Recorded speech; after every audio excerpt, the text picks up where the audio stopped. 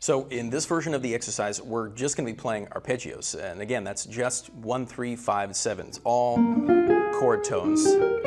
We're going to do our best to follow the structure of the scale exercise. So when we're playing one measure, we're only going to play ascending to the 7th for the arpeggio, and we're just going to let it hang there. So it's going to rhythmically work out to 1 and 2 and then we're going to do the same thing for E flat, 1 and 2 and. When we get two measures, we'll go up and down like this, all the way to the root, and then up to the 7th again. So we get 1, 2, 3, 4, 1, 2, and. For the E flat, it's the same thing. 1, 2, 3, 4, 1, and 2, and. When we get to this 3/6 move, again, we have to make some kind of a change so that the resolution is correct and we hit the right tension notes to make this move from some kind of G7 moving to the 2 chord of C7 happen in our lines as well as the chord changes. So the way that works out here is we say 1, 2, 3, 4. This is all the same as the first time we played two measures of B flat, but here's where you notice the change. I'm going to bypass the D minor again.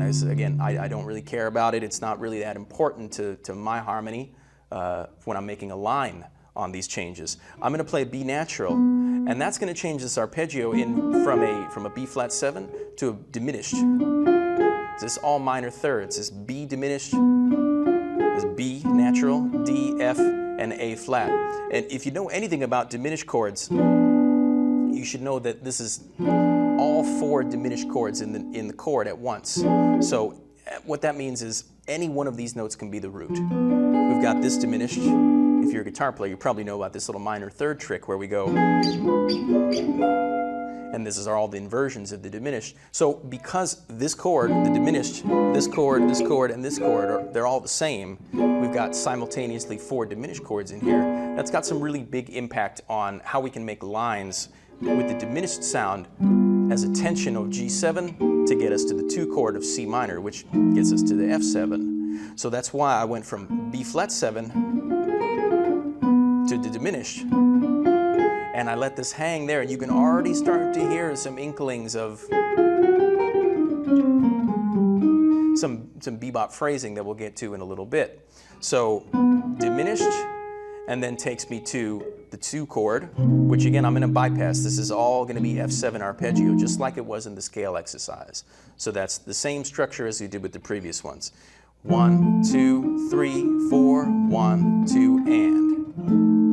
The F7 on the and of the 2. And that little push is actually rhythmically pretty nice. And then we get the exact same thing that happened in the scale exercise, but with these arpeggios.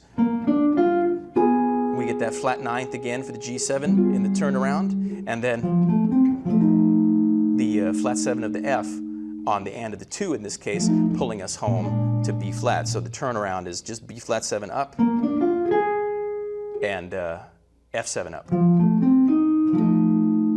And then we get to the second chorus.